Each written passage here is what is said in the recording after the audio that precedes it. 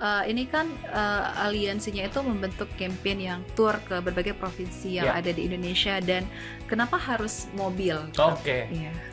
Kenapa menggunakan mobil? Karena kami merasa di tahun 2024 pada saat kampanye kami itu hanya fokus di online, itu kami merasa tidak menjangkau, tidak mengedukasi secara menyeluruh.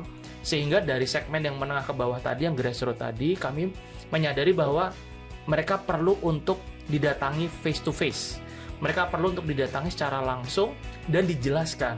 Karena ya sudah pasti ya, kalau segmen menengah ke bawah itu sehari-hari itu sibuk. Jarang sekali mereka menyentuh sosial media. Nah, akhirnya kami merasa bahwa sosial media itu tidak cukup.